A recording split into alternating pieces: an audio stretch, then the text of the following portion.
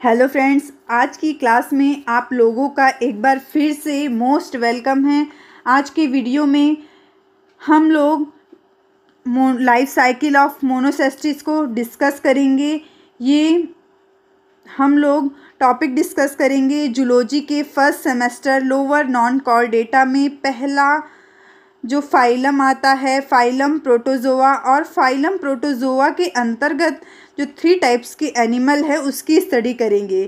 तो 3 टाइप्स के एनिमल्स में जो फर्स्ट है वो है यूग्लिना, सेकंड है मोनोसिस्टिस एंड थर्ड है पैरामीशियम। तो आज हम लोग मोनोसिस्टिस की कंप्लीट लाइफ साइकिल को डिस्कस करने वाले हैं।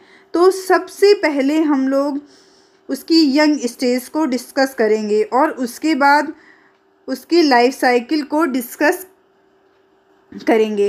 तो मोनोसिस्टिस की लाइफ साइकिल से पहले मोनोसिस्टिस होता क्या है ये जानना हमारे लिए अत्यंत महत्वपूर्ण है। तो सबसे पहले मैं आपको बताती हूँ कि मोनोसिस्टिस है क्या। तो मोनोसिस्टिस जो है वो इंडो पैरासिटिक है। मोनोसिस्टिस जो है वो इंडो पैरासिटिक है।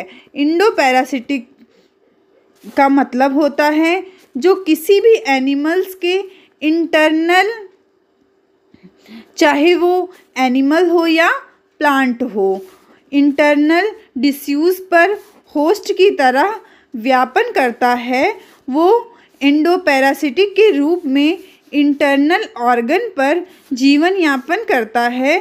तो उसके बाद ये इंडोपैरासिटिक होता है,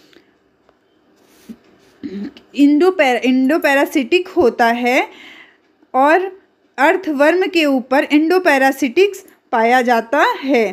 तो जो मोनोसिस्टिस की लाइफ साइकिल है वो 3 स्टेज में जो है वो कंप्लीट होती है। लास्ट में ग्रोथ फेज है, लास्ट में ग्रोथ फेज में ये जो प्रोसेस है वो कंप्लीट हो जाती है। तो चलिए हम लोग डीपली स्टडी करते हैं कि मोनोसिस्टिस की जो लाइफ साइकिल है वो क्या है। तो जो फर्स्ट स्टेज है मोनोसिस्टिस की लाइफ साइकिल की उसको बोलते हैं गैमेटोगोनी। तो the stage from pairing of formation of gametes are called gametogony. तो आप सबसे पहले ये जान लीजिए कि जो गैमेटोगोनी है उसको हिंदी में क्या बोलते हैं। तो उसको गैमेटोगोनी को हिंदी में कहते हैं युग्मक। ओके, तो गैमेटोगोनी को हिंदी में कहते हैं युग्मक। तो gametogony the stage from pairing to formation of gametes are called gametogony. तो चलिए इसको थोड़ा जान लेते हैं कि गैमेटोगोनी क्या है। तो युग्मकों से युग्मकों के निर्माण तक के चरण को युग्मक या गैमेटोगोनी कहते हैं। जो युग्मक से युग्मक का निर्माण होता है तो उस प्रोसेस को कहते हैं गैमेटोगोनी। इट्स इंक्लूड, इनमें जो शामिल हैं वो 3 फेज होते हैं। ओके, पहला होता है सेंजाई, सेकंड है मल्टीपल फिजन, थर्ड है फॉर्मेशन। सेंजाई में है pairing of 2 mature trophozoites and formation of gametes.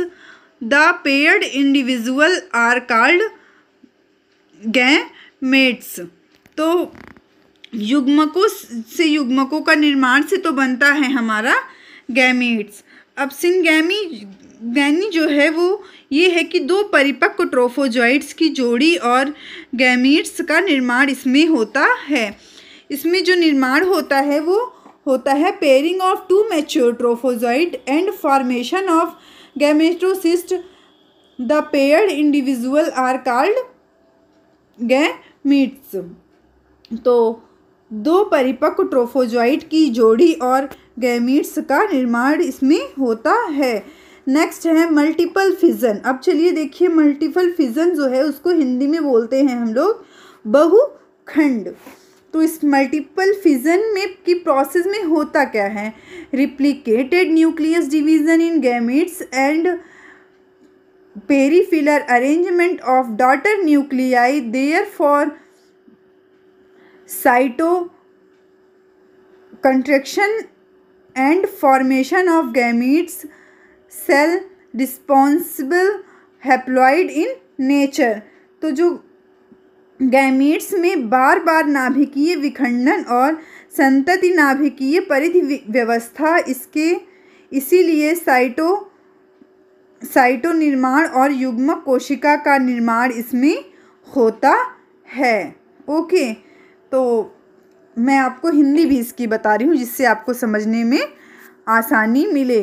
Replicated nucleic division in gametes and peripheral arrangement of daughter nuclei, therefore to contraction and formation of gamete cell। तो जो वही मतलब जो बार बार नाभिकीय विभाजन और संतति नाभिकीय परिधि व्यवस्था है, इसीलिए साइटोसिस निर्माण में युग्मक कोशिका का निर्माण होता है। तो और है पॉसिबल हैप्लॉइड इन नेचर, जो प्रकृति में ये अगणित होती हैं, इनको गिना नहीं जा सकता, इसीलिए इसको बोलते हैं बहुखंड।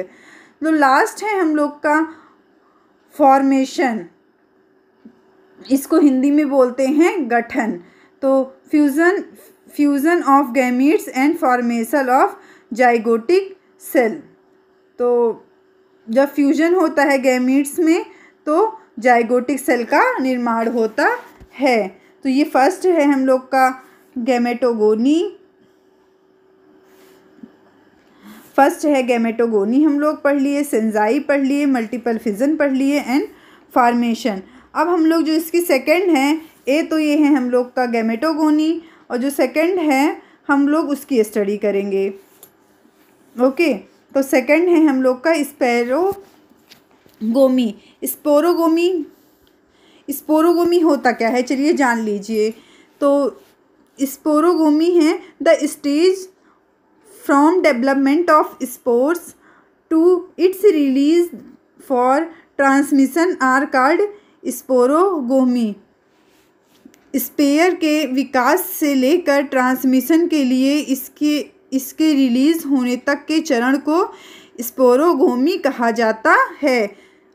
ओके, तो ये स्पोरोगोमी जो है वो स्पेयर के विकास से लेकर फॉर्मेशन के लिए जो स्पोर रिलीज होने तक का जो प्रोसेस होता है उसको कहते हैं स्पेरोगैमी।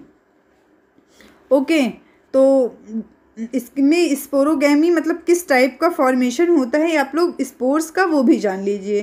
तो development of zygote and selection of sporocysts around them sporocysts are single layered.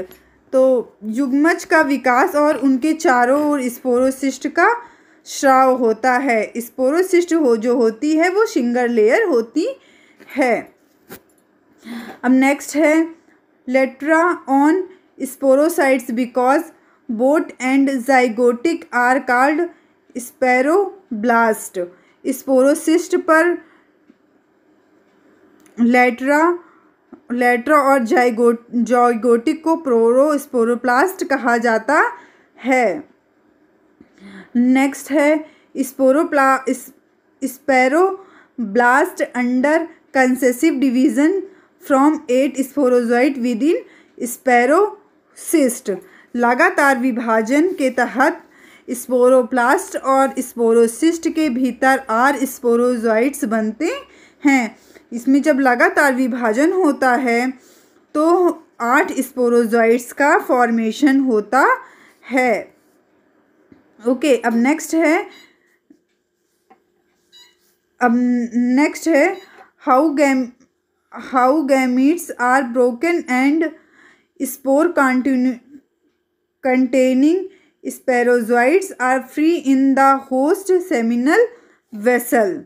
तो जब लगातार 8 स्पोरोसाइट्स का निर्माण होता है उसके बाद गैमेटोसिस्ट टूट गया होता है और जो स्पोर्स होते हैं वो मुक्त हो जाते हैं।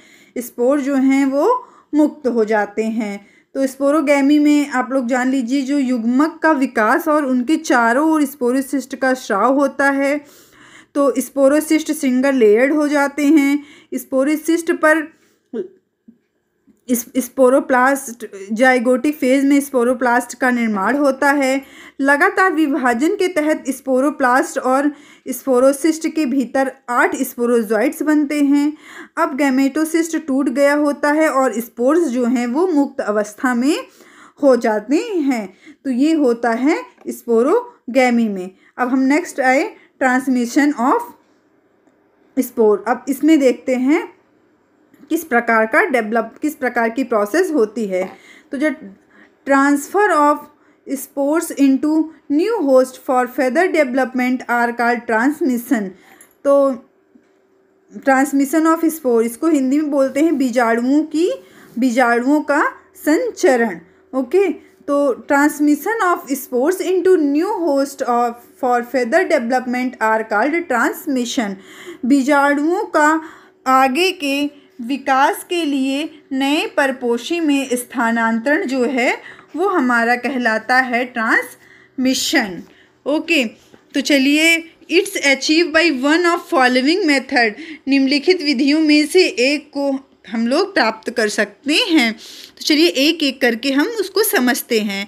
By copulation through sperm and fluid, तो शुक्राणु और द्रव्य के माध्यम से इसमें प्रोसेस को आगे बढ़ाया जाता है। Due to death and autonomy via soil, तो मिट्टी के माध्यम से मृत्यु और ऑटोनॉमी के कारण। नेक्स्ट है ट्रांसमिशन थ्रू बर्ड्स, पक्षियों के माध्यम से संचरण।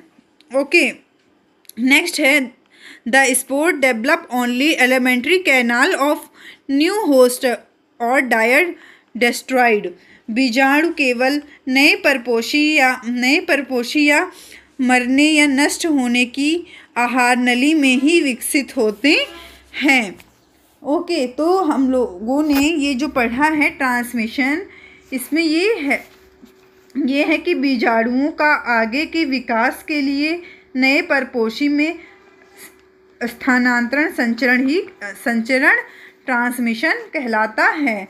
तो जो इसकी प्रोसेस है वो फर्स्ट में बताया गया है, शुक्राणु और द्रव्य के माध्यम से ट्रांसमिशन होता है।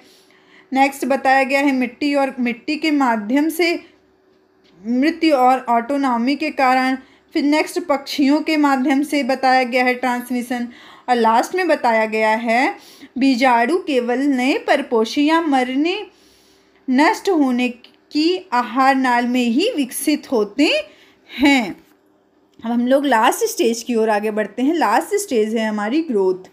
ओके, तो इससे पहले हम लोगों ने गैमेटोगोनी पढ़ लिया है, स्पोरोगोनी पढ़ लिया है और ट्रांसमिशन ऑफ स्पोर पढ़ लिया है। अब हम लोग लास्ट स्टेज जो है ग्रोथ, किस प्रकार ग्रोथ होती है और एक ये लाइफ साइकिल जो कंप्लीट होती है उसको जान लेते हैं।